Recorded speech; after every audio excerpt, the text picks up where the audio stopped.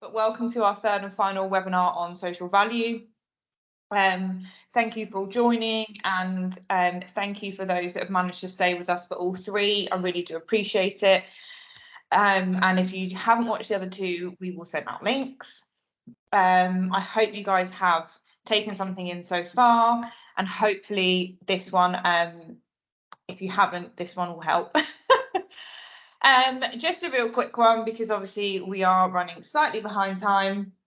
The webinar is recorded, so if you do miss anything, we will send the recording will be on our website, and we'll send out the slides.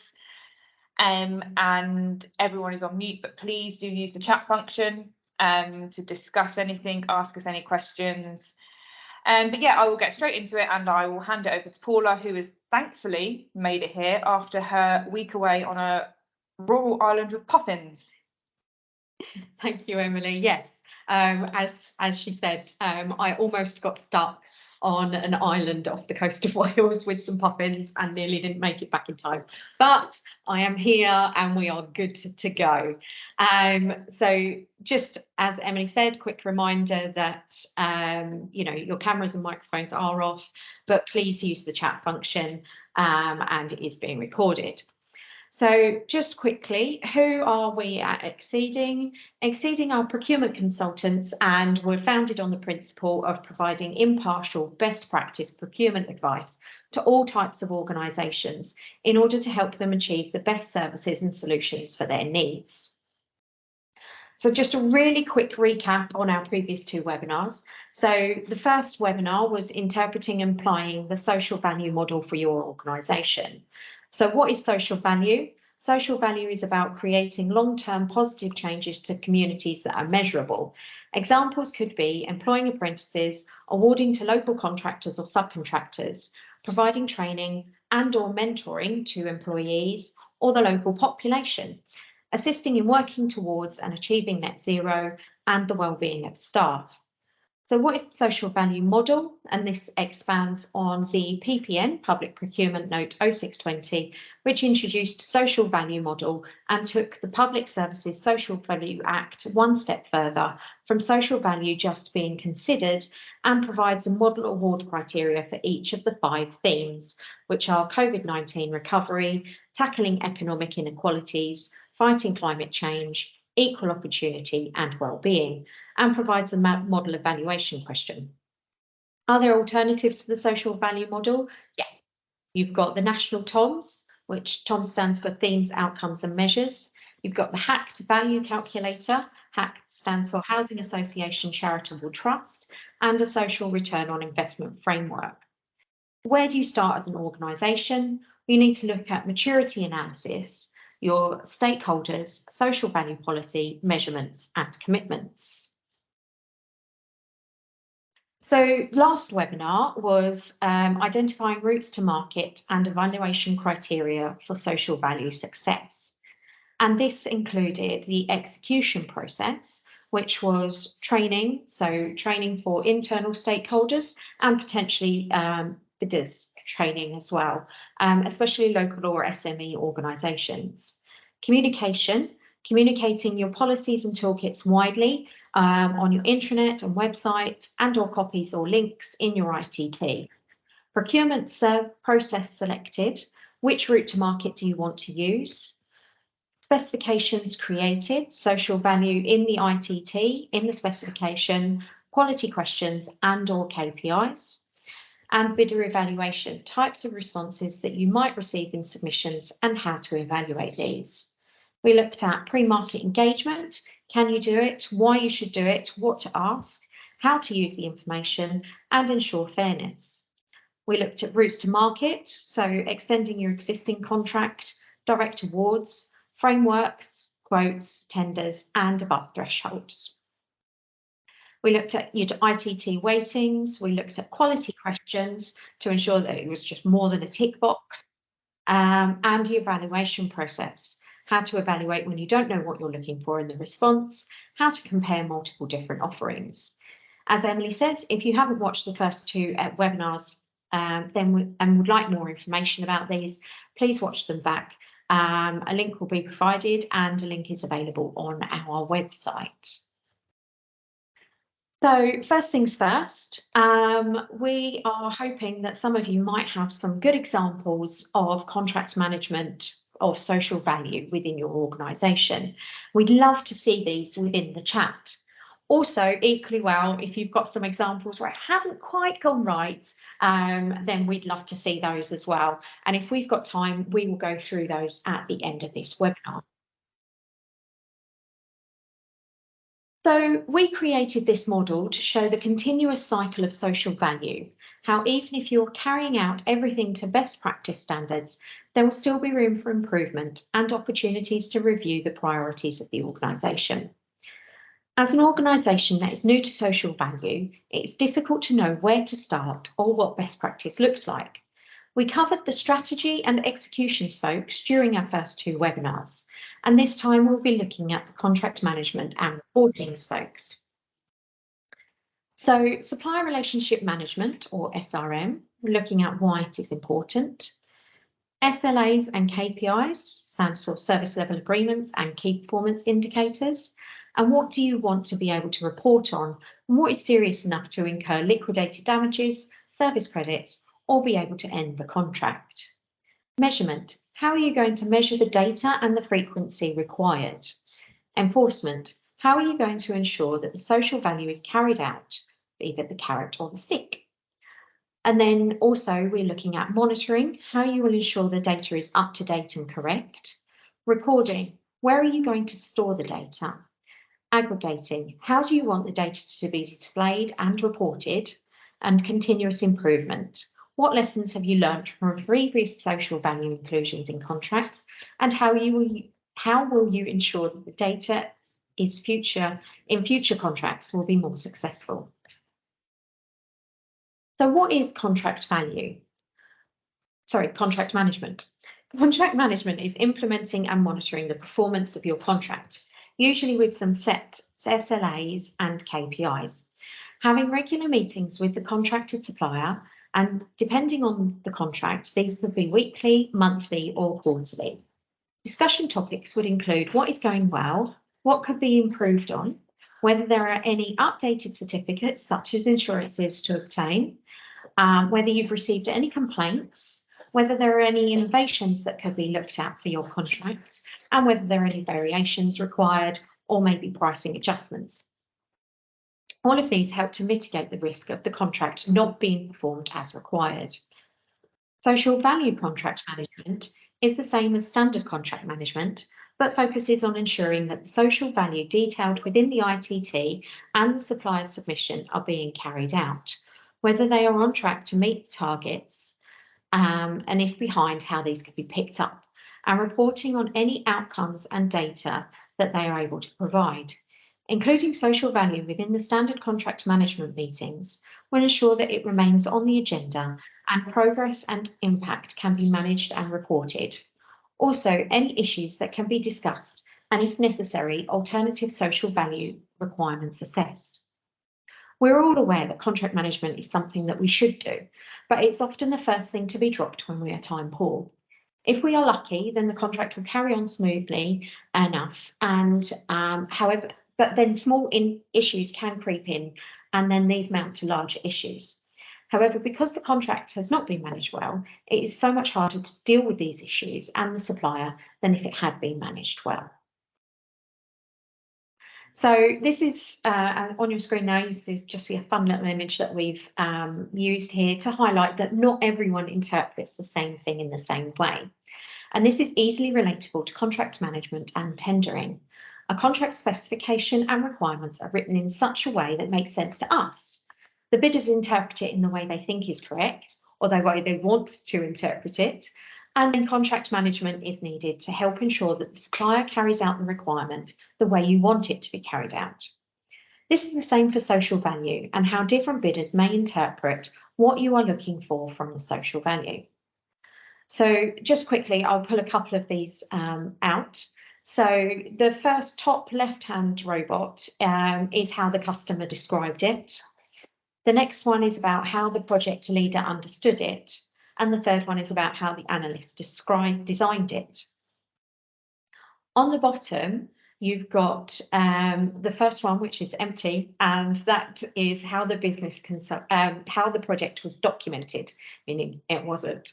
And then you've got the giant robot that you can only see a little bit of, and that's how they were built. And then finally, you've got what actually the customer really needed.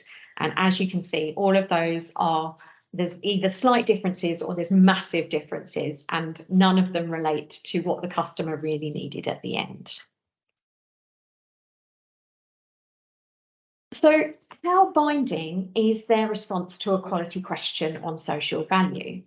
If you've asked a more generic question rather than stating what you specifically require, then as long as it is clearly stated in the documentation that the intention is to include their response within the contract, this is typically achieved through a contractual obligation upon the contractor to meet the social value requirements, excuse me, as specified in a schedule to the contract, then this is binding.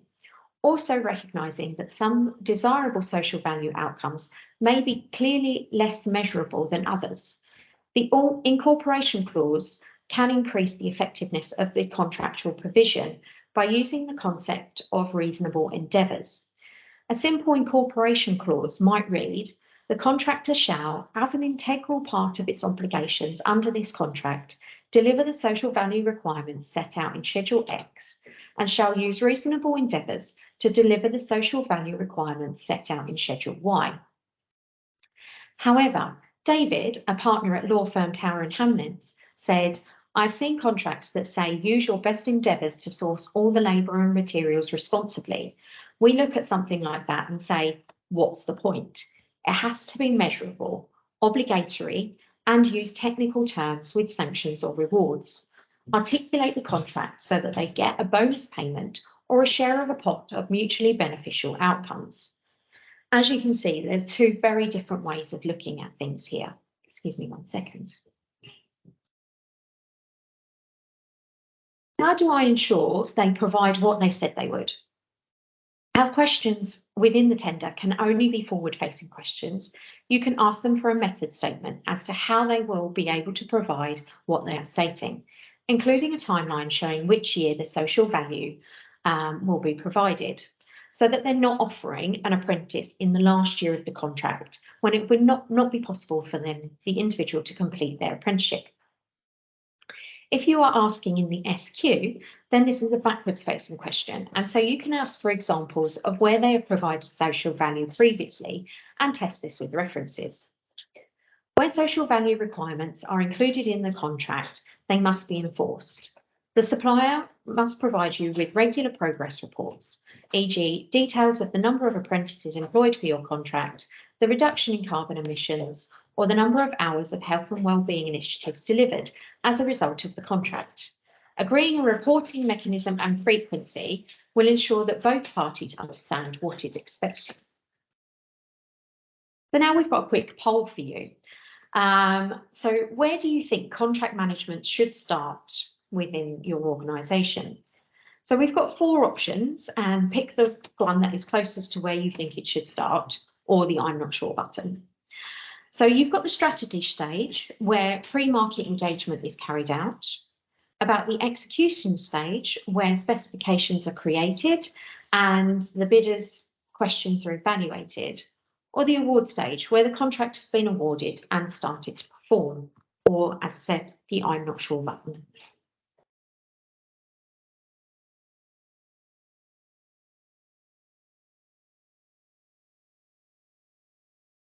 I'll just give it a couple of seconds for you to be able to respond to this.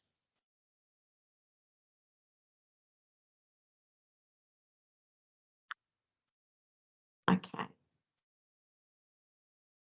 So we're getting some excellent results coming in. So a lot of you, the vast majority of you, at the moment 83% of you are saying at the strategy stage. We've got 11% of you at the execution stage and 6% of you at the award stage. And none of you are not sure, which is excellent news. The award stage is often the stage where it's it starts to be thought about. But actually, as the majority of you have said here, that the strategy stage is where it really needs to sort of start, and where you need to really sort of focus on your contract management, what you want to manage and why. Excuse me again. Okay, so moving on, so we have a diagram here that shows the reality of who has control without contract management. So this graph shows how many of your organisations might be feeling when it comes to the control you have regarding contract management. It clearly shows that after a contract has been let, if you do not carry out the contract management, then the supplier can rapidly gain control of the contract. And some of the things that really affect the level of control if contract management isn't carried out, for example, change requests. Do you have an idea of what the supplier's actually done to justify changing something, or vice versa? If your supplier suggests you need something extra, how can you prove that they have done what's already been requested to a higher standard? SLAs and KPIs. How does your organisation know all the SLAs and KPIs have been achieved? How do you know that what you're paying for has been done? Enforcement. How can you enforce higher standards of quality when you haven't spoken to the suppliers regularly or kept a report of the result from their social value promises? And service credits. If the social value hasn't been carried out by the end of the project, any service credits that may have been linked to the contract within the ITT would be invalid.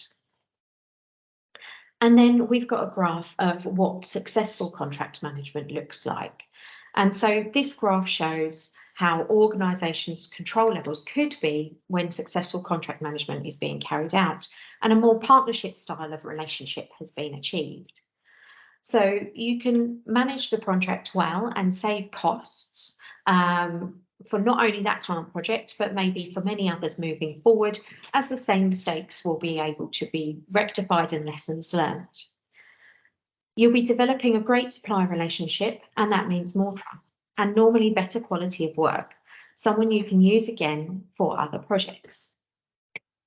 Problems and risks are taken care of before any issues happen, equaling less stress and time wasted. And you make sure you get what you're paid for, and that's what is contractually required. So got an Essex case study here for Essex County Council. I'll let you guys read this at your own leisure. Obviously the slides will be coming round, but I just wanted to point out that Samantha Butler, who led the social value at Essex County Council as part of a 2-year part-time secondment, is now head of social value skills and engagement at the Cabinet Office, and was recently part of the ECC team to be shortlisted for the SIPS Social Value Award. And they received the Public Sector Leadership Award by the National Social Value Task Force. I worked closely with Samantha and other public sector bodies in Essex, trying to build an Essex-wide social value policy and, where possible, developing a shortlisted set of national TOMs for everyone to work from. This would assist the local SME supplier base face similar questions at tendering stage from all of us, and we were also in discussions around options for potential joint social value contract management. We also have a case study here from Caerphilly. So Caerphilly Borough Council wanted to try passive house standard homes, and Wilmot Dixon constructed 12 one-bedroom apartments.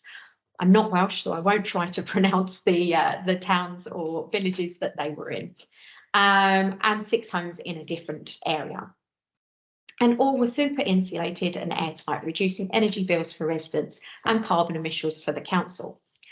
The social value created during the delivery of the project was measured using an independent third party, the Social Value Portal, and its process sees the proxy value attributed to each activity or intervention based on its impact to an individual or community.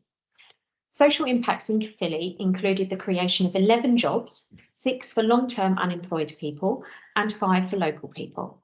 The project also used the Department for Work and Pensions Kickstart programme to find an additional role for a 16 to 24-year-old who had been on universal credit. Excuse me. On the supply chain side, 17 companies were located within a 20-mile radius of the site. The biggest of these was a steel frame manufacturer, which invested in 2 additional jobs and more machinery on the back of its involvement. Other social impacts included the upskilling of 11 apprentices and 4 trainees through Wilmot Dixon's supply chain, and 474 pupil interactions through activities with schools and donations of food and prepare for work packs to a local food bank. Excuse me. The council's target for social value creation was 5% of the contract value. Wilmot Dixon achieved £227,900, or 5.2%. Combining that value with local spend to create an overall social return on investment equated to £1.25 million, or equivalent to 28.6% of the contract value. Excuse me.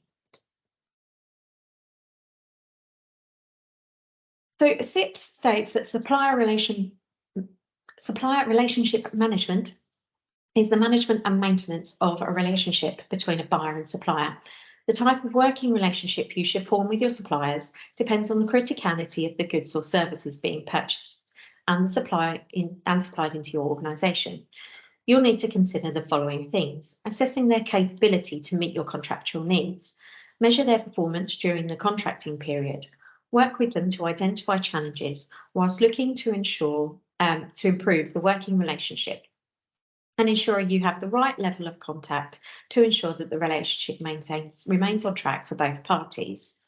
The better the relationship with the supplier, the more likely they are to be open and honest about the social value that they are providing, what they can provide in the future, and whether they will meet the targets that were set.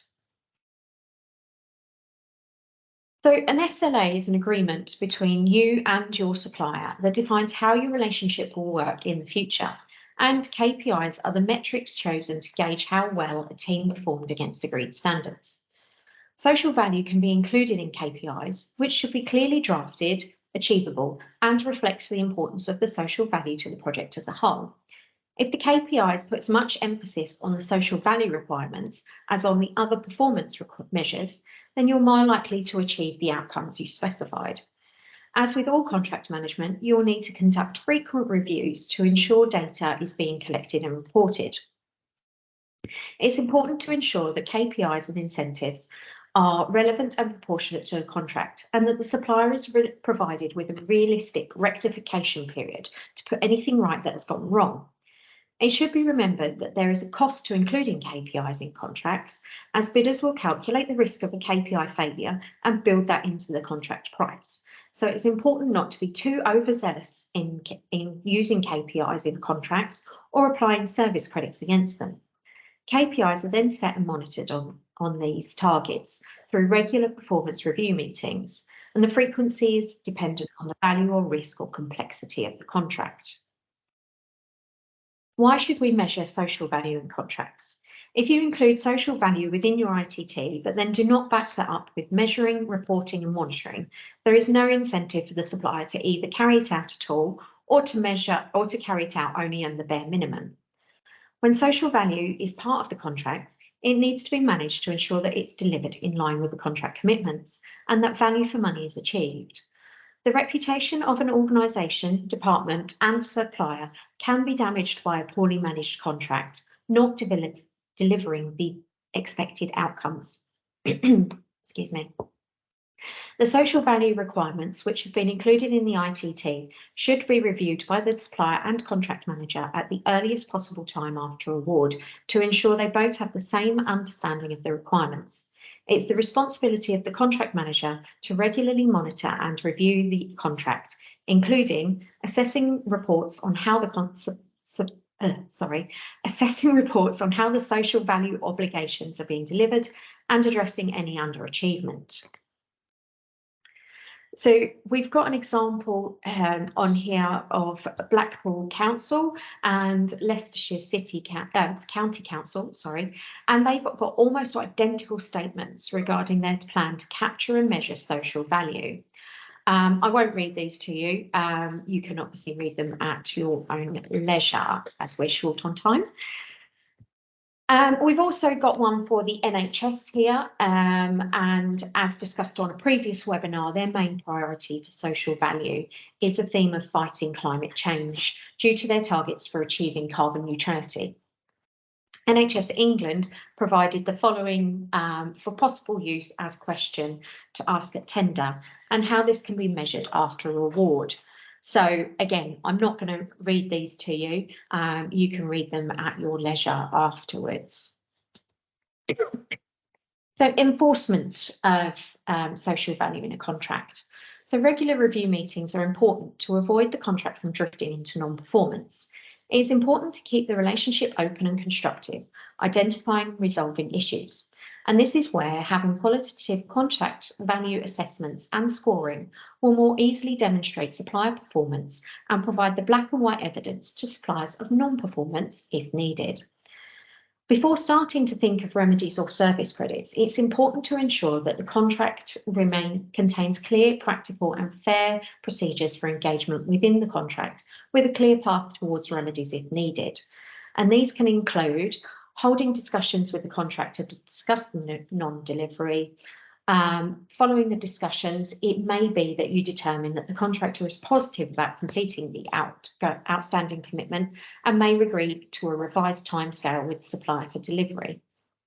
And also, it may be identified that the supplier has genuinely sought to deliver the social value target, but for various reasons has been unable to. For example, the supplier has committed to providing an apprentice from the local area, but no one has been forthcoming who could fulfil that role. In these circumstances, the contract manager may agree to vary the social value commitment from the supplier to another social value target of equivalent proxy value. A number of attempts should be made to get the supplier to deliver the social value commitment made or a commitment of a similar value. Excuse me. So for enforcement, generally it's accepted that it's more flexible to set and amend social value requirements in a contract than it is for the core contractual requirements. However, if the supplier is genuinely unable to deliver the social value commitment, then through discussion with the organisation, as discussed, it can amend these. To accommodate such changes, it is important for a change control process to be set out in the contract terms and conditions so that there's a clear mechanism for making changes to social value offerings where it is pragmatic to do so. This would include a commitment to a certain level of value of social value and what might replace that value in the event of non-delivery. You might also look at retention, and this approach is aimed at holding back payment in the contract until the social value commitments are met. And as with the KPI regime, it is important to give the suppliers reasonable opportunity to rectify any problems. One issue with retention is how to determine that commitments have not been met.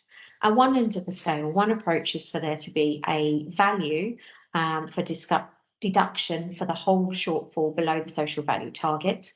On the other hand, a view could be taken that there are lots of reasons why social value might not be delivered, which are beyond the supplier's control, and what they really want to remedy is the supplier's failure to proceed with due diligence or willfully ignoring the commitments. So we've got on the slide here that looking at examples of Pareto, sorry, my teeth aren't in today, principle at work. And where should contract management start within the life cycle? Obviously, we looked at that with our previous poll, and the vast majority of you went with that earliest opportunity, which is perfect. And then you've got stakeholders or budget holders. Can someone else take control of the contract management within your department if you don't have the time to do it yourself?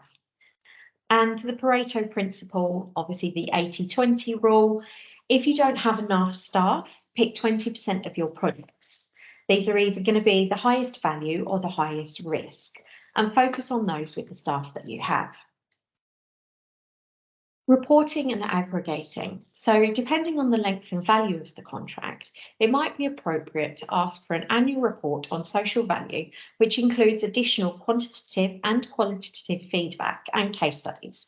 It may be more appropriate to ask for more frequent reporting. However, this must be proportionate to the contract and the social value requirements, value and complexity. A tracker will help you to record the narrative, capture learning and demonstrate the efforts made by the supplier. It can be a basic template and should include a date entry, a brief description of the activity undertaken that day, week or month, such as contacted 3 schools this week to deliver career awareness talks, 1 accepted, 2 declined. We'll contact 2 more next week. This should be shared regularly from the supplier to the organisation, either monthly or quarterly, depending on how frequently you have your meetings. And it should be also included in a measure. So this is helpful for capturing the number delivered against the original targets and commitments, such as 3 workshops, 1 apprenticeship, 100 volunteering hours, etc. Excuse me. Completing on an annual or 6-monthly basis is generally sufficient in most contracts. There are a number of organisations that have sprung up to assist you in reporting on your social value, and there are a range of methods for you, from you inputting the data from the supplier after it has been verified, to the supplier inputting the information themselves, to those that will carry out the full contract management for you.